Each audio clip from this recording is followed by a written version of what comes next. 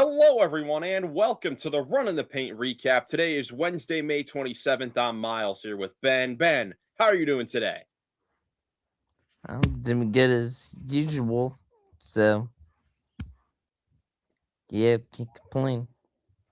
Feeling good after game five of the Western Conference Finals, a pivotal game in this series. The Thunder were able to pull it out. We'll talk about all of that and what that means for the rest of that series later on in the episode here today. But first, we're gonna go ahead and do Pirtle. We had so much to talk about on yesterday's recap. Figured we'd skip over it for that day, but today might as well do it, right? So Ben, who should we guess for the first player? Just guess Jared McCain. Just had another incredible game in the Western Conference Finals. All right, gives us a Northwest player. All right, that's really all that we know, and he's not going to be a guard. Not bad. Down to just four teams: Nuggets, Jazz, Trailblazers, Timberwolves. That is right, and there's certainly a lot of guys we can guess from here. I mean, first player that comes to my mind. Obviously, there's so many we can guess, but we could go with Nikola Jokic. He would fit everything that we've got here so far. Yeah, that's true. But I mean, there's Jokic, there's There's Gobert, a bear. Yeah, um, even like what number is Robert Williams now? He's golly, Robert Williams. That's gonna haunt me now. I can't think of his jersey number, but Robert Williams, Yusuf Nurkic, Kevin Love. Like, there's so many guys, and we're just talking yeah. big I guys. mean, I like the Who do you want to Gobert go with, idea. Ben? He used to play in the Jazz. You want to try So, Rudy Gobert? yeah, let's try Gobert. That is a good mindset. Go with multiple. Oh, Oh wow, and it just was him. wow. Look at What's that. him anyway? Finally we get 1 and 2. That's a good one there, Ben. Rudy Gobert Yeah. in 2. That is fantastic. Man, let's get in now to game 5 of the Western Conference Finals. What a great start here to the video. Game 5 of the West Finals, Spurs and Thunder tied up at 2 games apiece. Pivotal game 5 now in what is basically a best of 3 series to determine who goes to the finals to play the New York Knicks and Oklahoma City on their home floor with a major bounce back victory, defeating the Spurs 127 to 114. Ben, what did you see from OKC after they really struggled offensively in game 4 of this series? Yeah, OKC just seemed like this one they found a way to get better shot creation somehow, They were able to find ways to space the floor well because they were able to get some good open looks for free and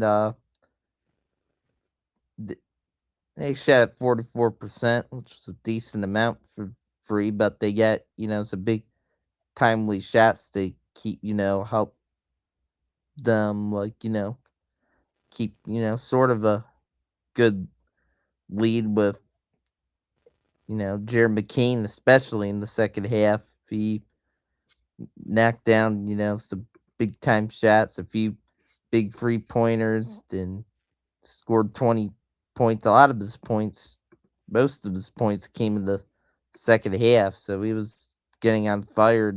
The Thunder closed this one out, and Caruso once again at home. He was really scoring points. He's been on a roll at home against the Spurs on offense. Even 22 points. He was hitting big timely shots as well this one, and I thought Shea was fantastic, played great once again, though a lot of his points, funny enough, he made 16 free throws. He got to the line a ton, and that's where a lot of his points came from. But I thought, Chet played his best game of the series so far, this one, which I think helped him. He played good, I thought, today. He stepped up more, 16 points, 11 rebounds, and I mean, both the bigs played good. I like Hartstein's production too, and Hartstein was a plus 24 for them, which was really good. Yeah, I just offensively, I thought the process for the Thunder was a lot better in this game. Like, I think coming into this game, we were questioning how they would look without AJ Mitchell and J Dub, who were both out for this game yet again. After they couldn't generate offense really in game four, they put up just 82 points in that game and couldn't make a shot. This game, I thought, Ben, they moved the ball quicker. Their decisions were made a lot faster, and they made a lot of better decisions. And of course, it looks a lot better when the ball goes through the hoop. But I thought that the process was there, which I didn't think was the case in game four. Yeah, I thought it was there too. Like, she focused really well on, taking the hoop and getting the line of this game and just better process with floor spacing and ball movement and being able to get up more smart shots. So yeah, definitely an offensive end. They look way better than in game four. But still, I was disappointed in the Spurs defense. They gave up, good amount of open looks, didn't tight enough enough, which surprised me because they were locking them up in game four. I don't know why they went away from some stuff. They went away from doubling shade till like towards the end of the game when they were like in desperation, basically. Yeah, you're right. It felt like the Thunder were. It looked like they looked in Game Three of this series, where they. It felt like they were dominating the whole game. I mean, I thought the Spurs got off to a good start when Julian Champagnie got going. Like he had his best game of the series, 22 points and 8 rebounds, shot the ball well. But I would absolutely agree on the Spurs for both offensively and defensively. I was just disappointed with how they came out in this game, and of course, they're a super young team still. We've talked about it at different points throughout this playoff run how this is their first time going through this run. The Thunder have gone through this before last year, going to win a championship. And I think you saw the desperation and just the overall experience, not to mention the insane home court advantage there at OKC that played to their advantage. And I thought the Spurs caved to that, even though they had three guys that scored over 20 points. They had good, efficient games from certain players. I thought from everyone that played, I thought that everyone was far from perfect in this game. Yeah, I agree. Like Wemby, I thought in this game, he had a decent game, but it was just another one of those like subpar games. Like could have been more aggressive offensively, especially in the first half. He only got up 6 shots in the first half, only like 9, I think, in the second half of what I'm seeing from the back score. So it's just he, he needed to be even more aggressive. I don't know why they sort of went away from that on the offensive end with the guy and just they had 29 fouls too throughout the game. They committed a lot of fouls. They hit some bad fouls in this Dumb game again. fouls, This didn't help. exactly. So yeah, you're right, Miles. This one was sort of like game three, and yeah, just I mean, as well on offense, Spurs they did find ways to get good amount of good looks. At least what I noticed throughout the game, but they they were missing some good open looks they hit for free. Some of the shots just were totally able to fall down, which didn't help the meter. Yeah, absolutely. Well, on the point of Wemby, I was just disappointed with how he came out in this game, Ben. We've talked about it throughout this run, how these are, his big moments, how we're here to see him go through this all for the first time. And we were really looking to see how he was going to come out in this game. And it was completely different from how he came out in game four. He was so aggressive in game four. Same thing with game one, but you said 6 shot attempts in the first half of this game. want to say he only had like one in the first quarter. He had two in the first quarter, and the two attempts, one was an alley-oop dunk near the end of the quarter, and then a step back three at the buzzer. So basically nothing to the big guy. And they're just, again, they're a completely different team when he is being aggressive, attacking the basket. And even like some of his shots that he missed inside, I thought that instead of attacking strong to the basket, Ben, he was doing a bunch of floaters and finesse shots, and not like, I know, I love hearing the fundamentals of like an old basketball coach that would say, use the backboard, go strong inside. But we didn't see that at all. And he has to get back to that, because I thought it was a whole bunch of finesse and not a lot of finishes. Yeah, I think I noticed that too. Yeah, I mean, I was totally impressed with some of his shot selection. Either you're right there, and yeah, I'm just like he's got to get back to being more aggressive. We'll see once again in front of the home crowd, and what will be winner go home game for them. He's got to really show up on that offensive end and do it.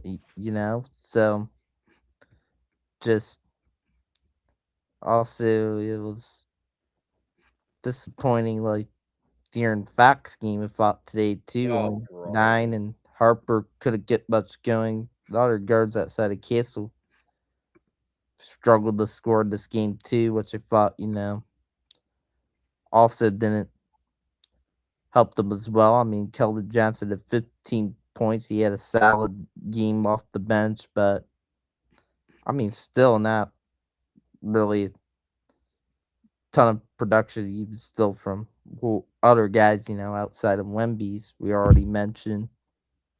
Yeah, you mentioned Fox and Harper. They were brutal. Vassell as well. Just couldn't really hit a shot. 2 for 11 from the field, 2 for 9 from three.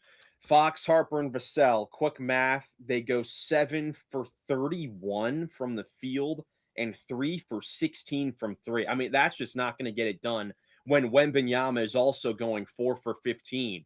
I mean, I think we say it a whole lot. We say it a bunch of times here on this podcast throughout the playoffs. When you get big games for your role players, you can't lose those games. And Champagny is someone who has been a great 3-point shooter for them throughout the season, set their record for most threes made in a season in Spurs history. But he had been off this series, and they finally got the Champagny game on offense, but really no one else stepped up for the ride. And what I was saying earlier about how guys had solid stat lines, but I thought they were all far from perfect. Like I mentioned, the rough shooting from Fox, Vassell, and Harper. There you go, right there. We've talked about Wemby, and I didn't like the shot selection and the lack of aggression. And then even the guys that were aggressive and I thought had positive offensive games for them, Champagny, Stephon Castle, and Keldon Johnson, I thought they all gave it back at the other end by committing dumb fouls when they were already in the penalty, and they just gifted the Thunder free throws. Yeah, exactly. The bad foul thing I mentioned already, and just still, work on being even more mature. The Spurs, I guess, with that stuff. Yeah, and that's why you have Shea Gilgeous-Alexander go for a series high 32 points, and I believe, and even Shea believed it at the end of the game. He said in the post game interview, still feels like he hasn't had a good game, because I thought that again, Shea, the free throw conversation, it happens so much about how he's a flopper, blah blah blah, but like we said it before, Spurs are just fouling him, and they gifted him an extra 16 points at the line and most of the fouls were just bad fouls. Besides that, he still shot 7 for 19 from the field. He had a very slow first half.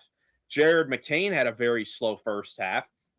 I thought offensively, the guys that were keeping them in it for them was Chet Holmgren. Like you said, Ben, before, I thought this was his best game of the series as well, for the way that he came out and was aggressive from the get-go. Like, I know stats-wise, it may not say it, but I think for the first time this series, I thought Chet had a better game than Wemby, or at least matched him because of the aggression from the very beginning. Hartenstein, 15 rebounds, 12 points, 4 assists. And then Caruso, like you said, another monster game, 22 points, hit 4 threes after only taking one shot in game 4. I mean, I thought that the role players for the Thunder had they stepped up and they had smarter games, unlike the Spurs. Yeah, but I agree. I think, just the more experience, the better maturity, the Thunder here again, and this one with them getting a big win to go up 3-2 in the series. What's crazy about Alex Caruso, we've sung his praises on here before for just the incredible games that he's had, but with him having another big one where he's on fire from 3, he's making big hustle plays. He also got 8 free throws. I mean, giving Caruso 8 free throws is another thing. Like, that's crazy in itself. But that combined with Shea, having high scoring games but not being that efficient makes you wonder, Ben, something that we don't really talk about going into these series is the conference finals MVP. But do you think that there's a chance that if OKC wins this series and Shea continues to shoot bad and Caruso has a couple more games like this, that Caruso could win the conference finals MVP award? Yeah, I think there could be chances. It's funny. Yeah, that is a good point to bring up. Like, yeah, there could be some debate. It could be tricky for the NBA to figure that out. The Thunder, hold on and win one more game that takes it seriously. He's still rolling on offense too. Yeah, so we'll see what happens since unfortunately, there's no game on tonight. We're not going to be on here super happy tomorrow for us as Cavs fans. We're going to preview tomorrow's game 6 of the Western Conference Finals. Like you said, Ben, now the Thunder are one win away from the NBA Finals, or you said that the Spurs are now facing elimination with Oklahoma City one win from heading back to the NBA Finals for the second straight year. Series shifts back to San Antonio on Thursday, 8:30 p.m. on NBC and Peacock. The Spurs facing elimination for the first time in the playoffs, Ben. So after this game, Ben, where the Spurs, really, they just didn't have that great of a game as a collective. What do you look to see from them as they face elimination back on their home floor in front of those crazy Spurs fans?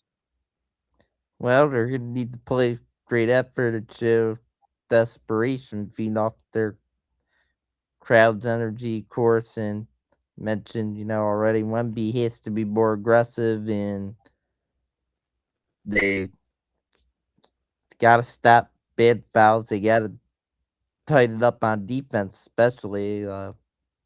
Hope it could work again at home where they're tightening up on defense, forcing the Thunder uncomfortable all throughout the game. You know, shots they're trying to take, and I want to see them trying to double team Shea Beckham. I don't know why they went away from that in game 5, but try it out, sometimes and just uh they hopefully gotta make more shots, shoot the ball better, just more complete team performance, really.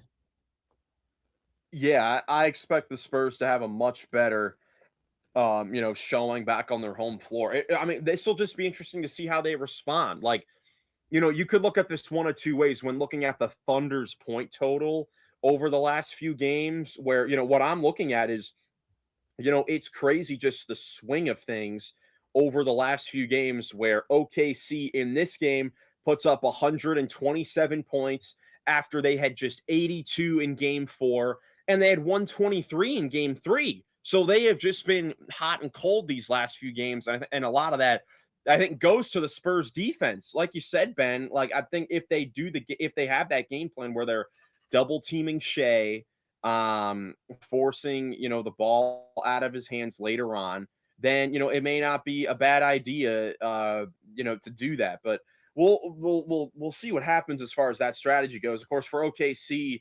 we'll have to see if they get either AJ Mitchell or J Dub back for this game. Of course, they were both out again here in game five. But they proved that they were able to win on their home floor, without those guys. Now they got to see if they can do it on the road. On the Spurs side of things again, I mean, once again, it starts with Victor Wembanyama, like we talked about. Like he has to come out here and with his team, their season on the line here with this incredible breakout season for Wemby, a chance for that to end here tomorrow night. He has got to come out with his best stuff, I think. And I honestly think there's no one that can stop him. He just has to come in with the mindset to do it. Go to the basket. None of these random finesse floaters. Go up and try to dunk everything and just be relentless, because that's what's gotten you really the 2 wins in this series. Yeah, absolutely. What the Spurs did when Wemby had big performances and he was the best player on the floor.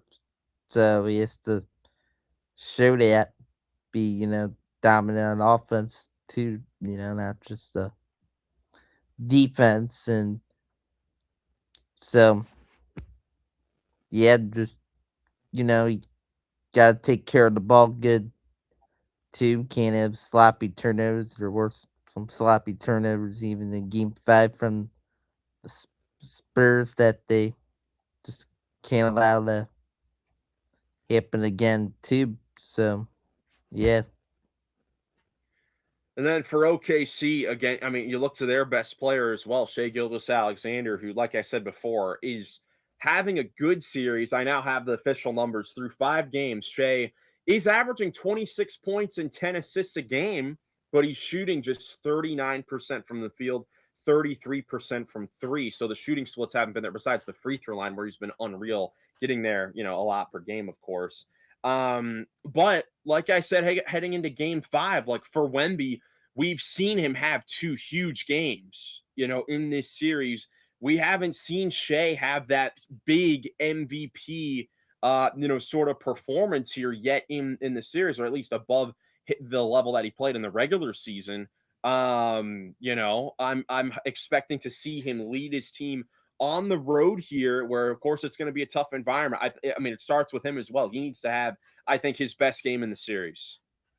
Yeah, he definitely does. And he needs to try to have a MVP level, you know, performance. And hope, the role guys can hit shots too, because they aren't totally hitting shots. That could make it hard on OKC as well. So hope somehow McKean or Caruso or, you know, Jay Will, just guys outside of Shea or playmaking good and just hitting their shots. They're gonna need, you know, offense outside of him too.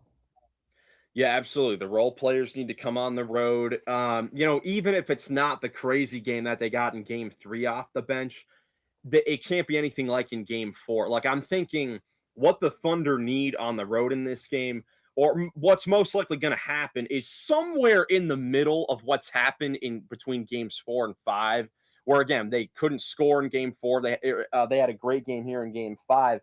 Something in the middle of that here, is I think what they need. I think they need a big game from Shea. McCain needs to play like this again. They can't have a 1 for 10 game like he had in game four off the bench.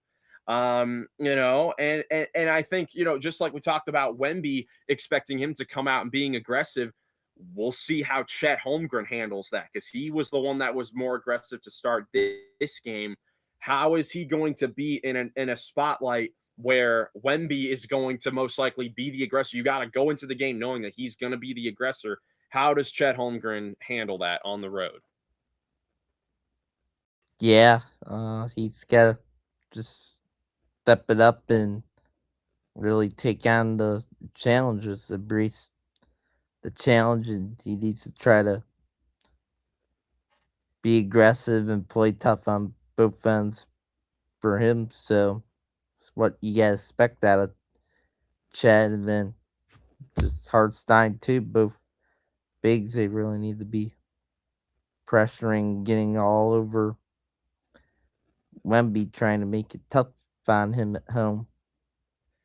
Game 6 coming up soon. I cannot wait. We are so close I mean, we are now in the must-win elimination game territory of this incredible series of the Western Conference Finals. Game 6, Thunder Spurs in San Antonio. Spurs facing elimination. Thunder a chance to clinch a finals appearance. Ben, prediction time. What is going to happen? Are the Thunder We know the Thunder are going to return home, but will it be for a game 7 or will it be as Western Conference champions for the second straight year? Yeah, I'm gonna go with the Spurs to take Game 6. I'm believing they could bounce back, play better with being locked in with turnovers and fouls, and just, I guess Wemby could come out and have another big performance. They do a great job of feeding off of their crowd's energy. They just find a way. This one, they're still a great and really talented basketball team. Won't be easy on the road for the Thunder, though. I mean, it could go either way. Yeah, I think that the Spurs will take care of business and we will go to a game 7. I just can't wait. I'm excited. That atmosphere is going to be crazy. We talked about how it could be if the Spurs had won this game and this was a game for the Spurs to try to advance to the finals.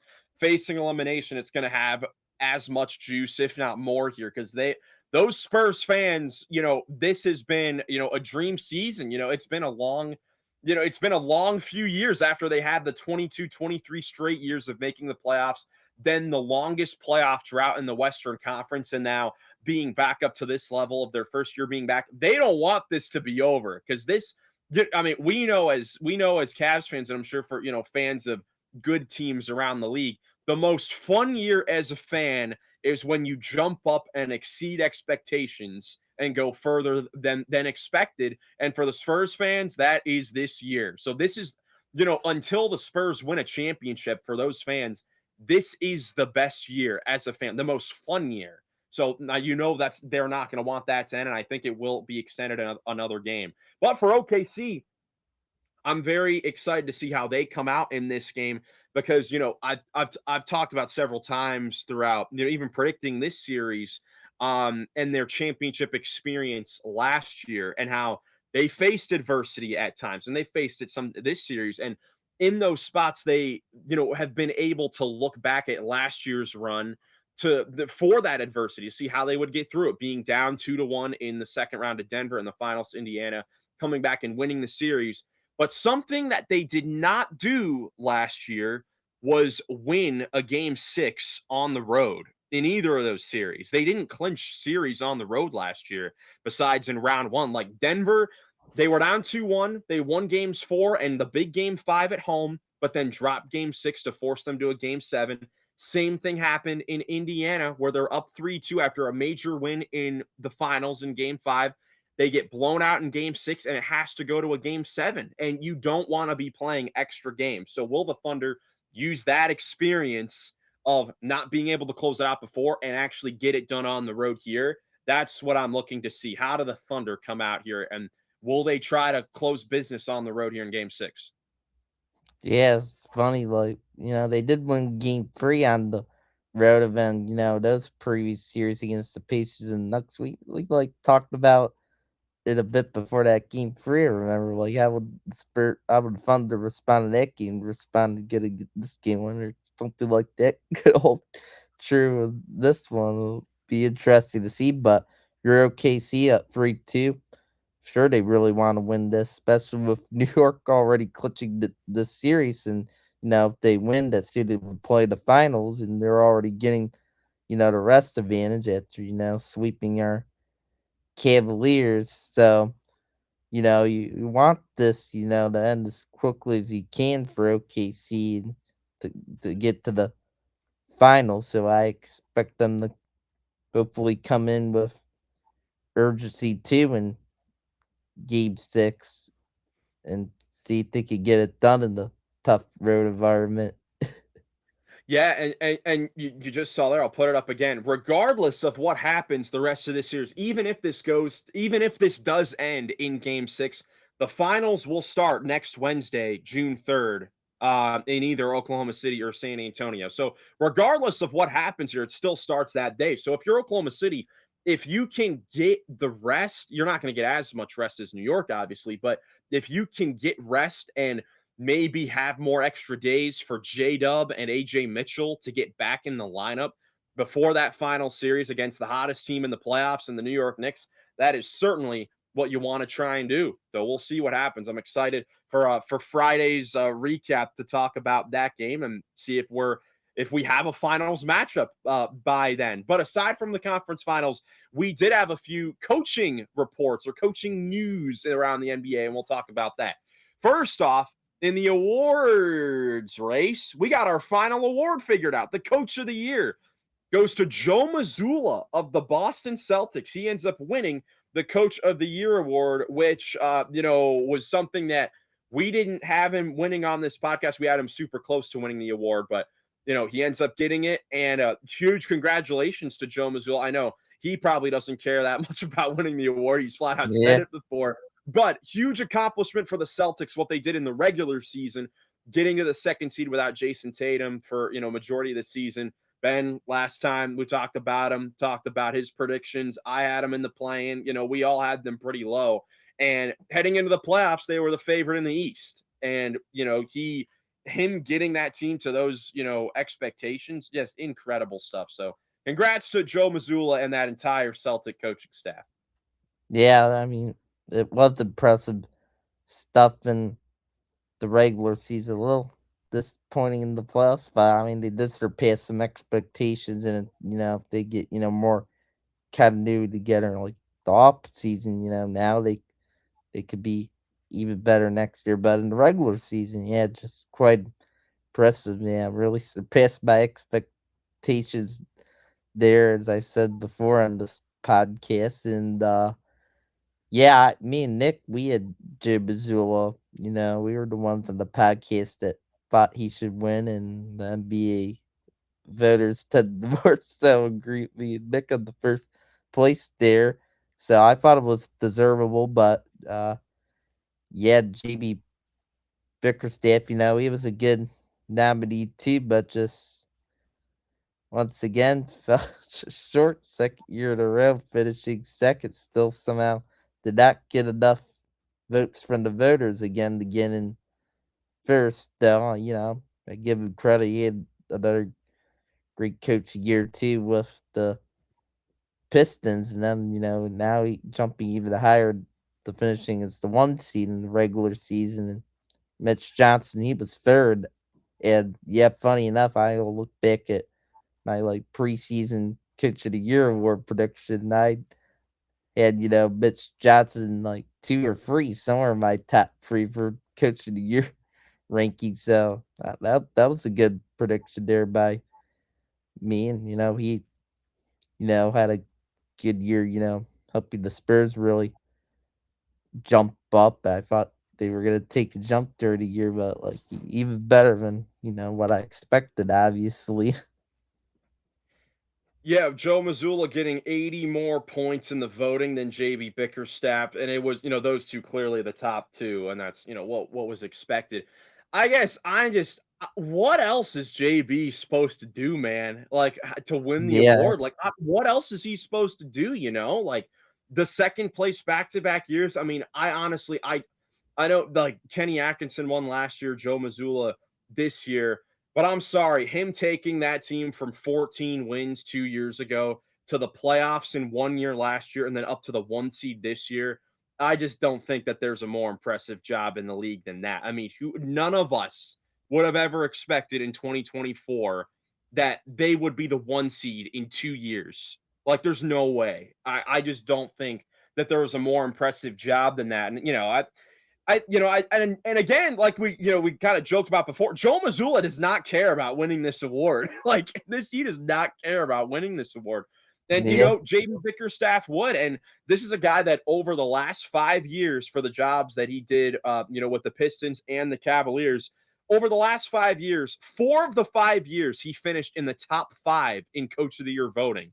So he is widely regarded as one of the top coaches in the league for the jobs that he's done. I personally do not feel right that he has not gotten a Coach of the Year.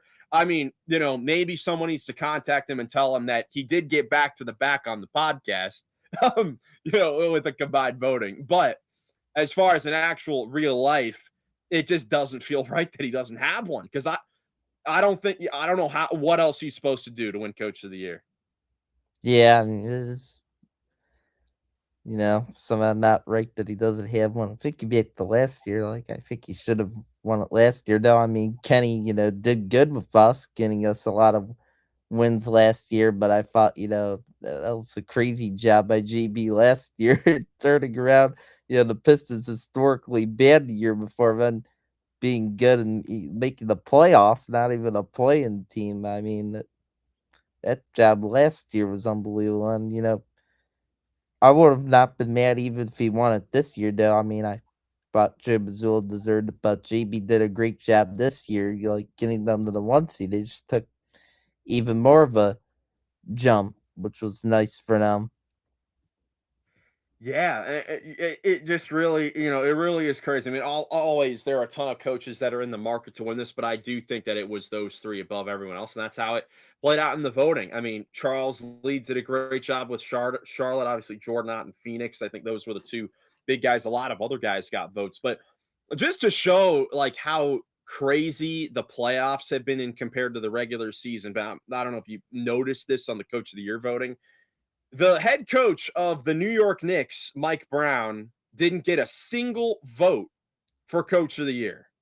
And it just shows, like, I don't know. I mean, obviously, he wouldn't have been in any of our ballots. The media votes for the top three, and there was no way that he was going to get in the top three of our votes for the regular season.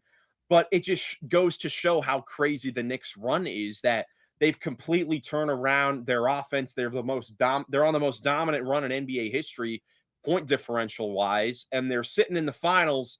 And their head coach didn't even get a single vote for Coach of the Year. Like, I don't know if that's ever happened in NBA history where a team in the finals didn't have a coach get a vote for Coach of the Year. I think that's crazy. Yeah, that is surprising. Like, the Cavs did get to the conference finals. Yeah, Kenny did get a one vote at least, somehow over Mike Brown, which is interesting. But That yeah, for the regular season, I'd actually agree.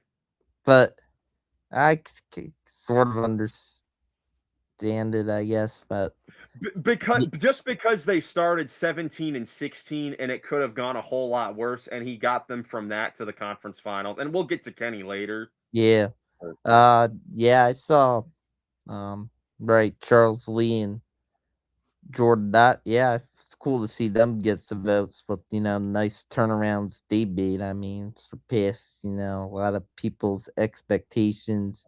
Making the plan, a good amount of people thought they weren't even gonna make the plane. Still, those teams, though. I mean, I except me with the Suns. I had the Suns making the plane, but still finished even higher than what I had them in the plane. But yeah, those guys, they did well with their player development there, and like some of the respect they got. I think I remember, Darko and right Yakovic, Tiago Splitter. Some of the good jobs they did with elevating their teams. Got a few votes as well, so it's good to see some coaches helping out, improving younger teams, getting some votes, a little bit of credit in there as well.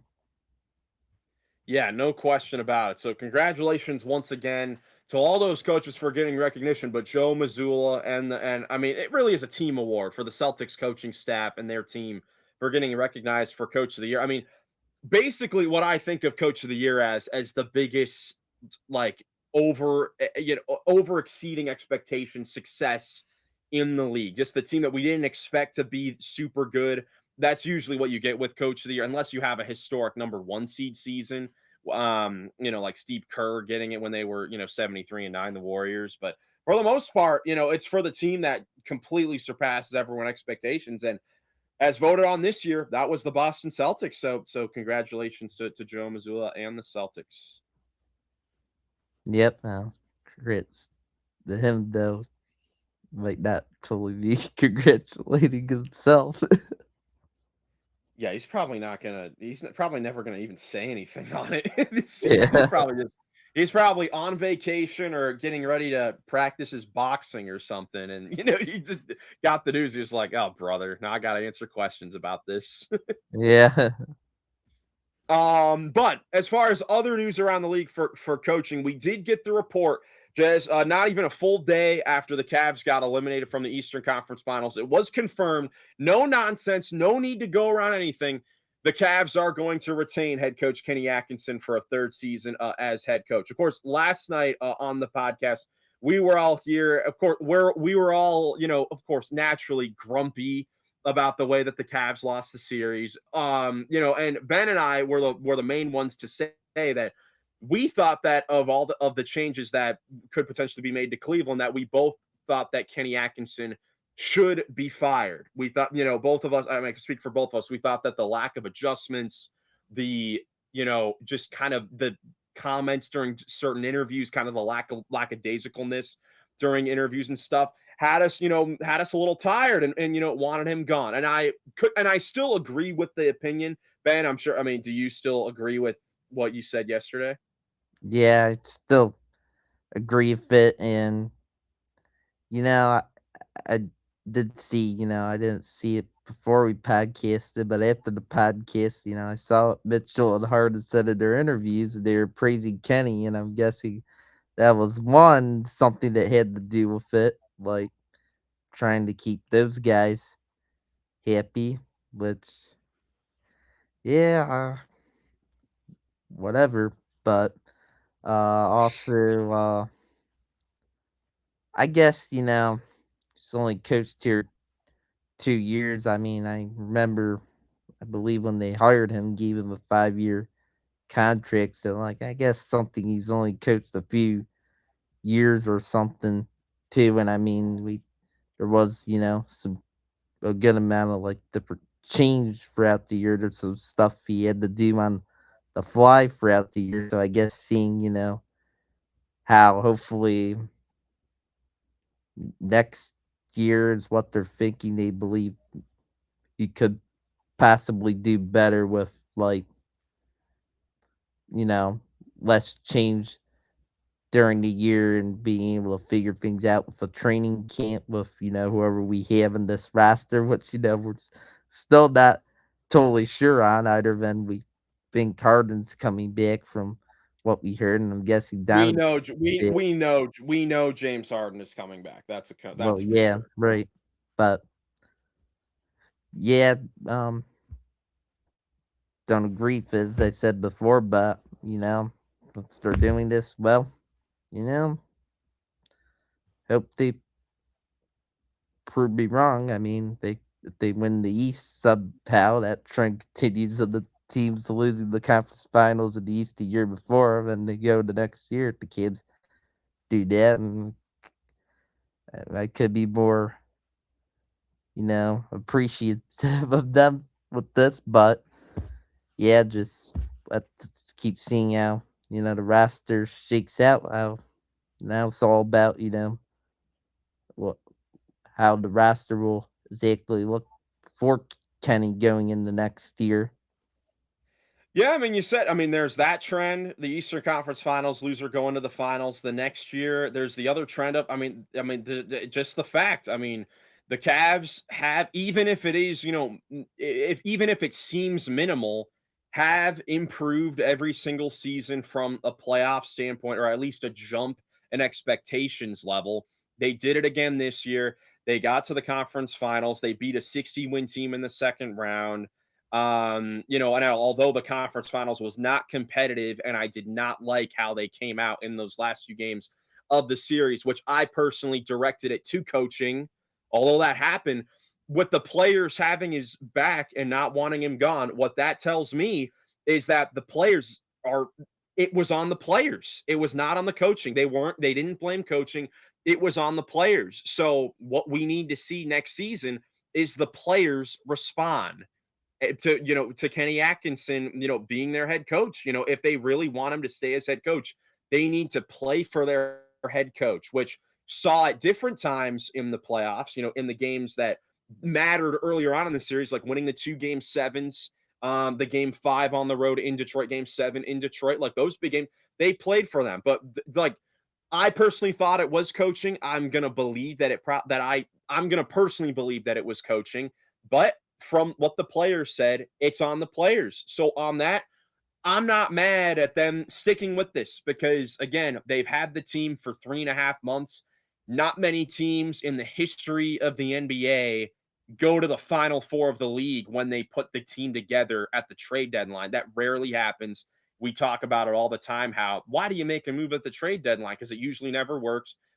I mean, it didn't work as far as them going to the finals, but conference finals, it did work.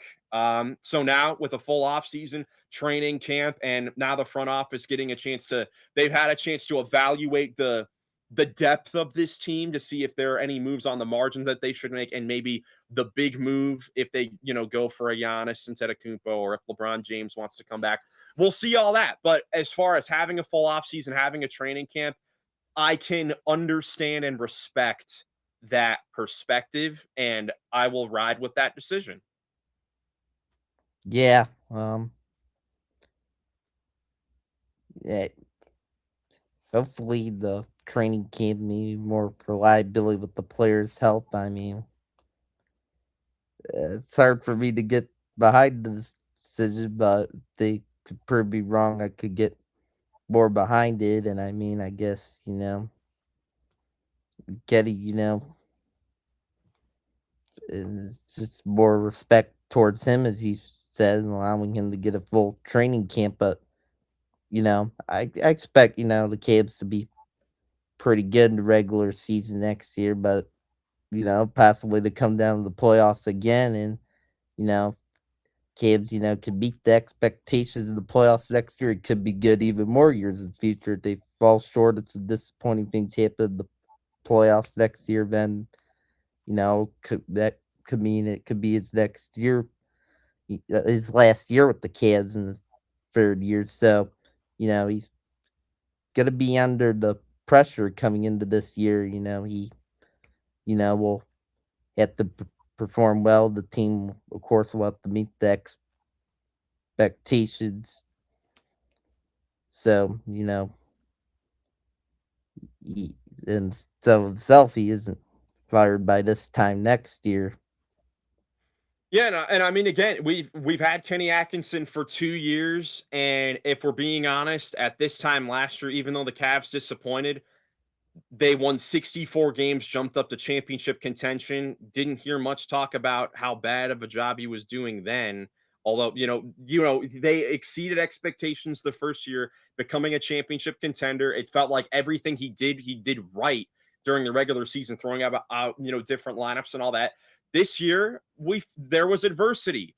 And that doesn't sound different from some of the core players on this team that the Cavs have stuck with, as far as Jared Allen, Evan Mobley, even Darius Garland for a while, some of the other role players. When adversity hits, you don't just throw the guy away. You don't just give up on the player. The same thing I think can go for the coaching staff as well. Because one thing I know what we can both agree on, Ben, is that regardless of if we had a different coach during this playoff run, the way the players played was not going to get it done. A switch in the coaches was not going to change the result of what happened overall in the series. So, I think it's obviously Kenny Atkinson. You want him to do a better job, but the players need to play better. And I think that's where it starts. And they said that they believe in Kenny Atkinson, so now the players need to prove it. Yeah, the players, they're gonna have to play for them. It's on everybody. The players too. I think are blamed. They're right, and Donovan Mitchell was mad. I just hope this he shows up hungry, and hopefully he leads well and then gets the rest of the team to buy in. Hopefully with Kenny, as long as Kenny, the coaching staff, does the right things too. Obviously, Yep, and then the other news that we got from the Cavs, like I said, or like I talked about in yesterday's podcast, we all know the James Harden is going to decline his player option to restructure his deal. We were having some questions about what kind of deal would he take. It was reported and basically confirmed that he is going to take a team-friendly deal, a bit of a pay cut, most likely, to help the team make more moves, get under the second apron, and get back to be able to make real NBA business. Very reminiscent of what he did with the 76ers. He took a massive pay cut to stay in Philadelphia and help the team make moves around him. So, obviously, the James Harden experience was a bit of a roller coaster. It had its ups, it had its downs for sure. But one thing you can say is he's, as far, financially, he's going to, help the team as far as give them the resources to get better. And that, I can definitely, appreciate. So we'll see what other moves the Cavs can make, along with that. But as far as the Cavs, Kenny Atkinson will stay. We know that Harden will restructure a team friendly deal. And then Donovan Mitchell's up for an extension later on in the offseason, which from Donovan Mitchell's comments, you can expect him to get the extension. yeah. I mean, still, be like, oh, it's just tough. They're having to pay, even cheaper deal, 29 bill for Harden, even with this new deal, something like that. It'll get, but I mean, yeah. I mean, at least the good thing is they would be under the second apron finally, and they can make some moves. There could be flexibility for them, to make maybe a big trade for them to possibly be aggressive for Giannis or LeBron, something like that. So yeah, I'm down. Since you know front office and coaching staff, is supposed to come back next year. I'm just curious about, for sure now. Look out for what kind of roster they're gonna put around Mitchell and Harden for next year, and will any of the big men, Allen or Mobley, get moved at all this offseason? How they go about that too? Yep, absolutely. So we got a lot of time to see what will eventually happen with the Cavaliers, but at least the good thing, as far as that goes, even a day after, they're still confident in this team. I still feel good about the position that this team is in going forward, especially with the the Harden move. As far as the trade, and now whatever deal they restructure him to in free agency. So we'll just have to see what the number exactly is and what this team can do with it. But other than that, we've still got postseason basketball that I can't wait for. Again, Game 6 of the Western Conference Finals tomorrow night, 8:30 p.m. on NBC and Peacock, with the Thunder trying to advance to their second straight NBA Finals. The Spurs facing elimination on their home floor. We'll see if by the time we're on here next, if we already have an NBA Finals matchup or if we got a Game 7. Ben, you have anything else before we get out of here? No, I don't. All right. Well, enjoy the rest of your day today and enjoy Game 6 tomorrow, everyone. Thank you guys so much for watching. If you did enjoy this video, leave a like, subscribe for more NBA playoff content. Hope you have a great rest of your day, and we'll catch you in the next one. Peace.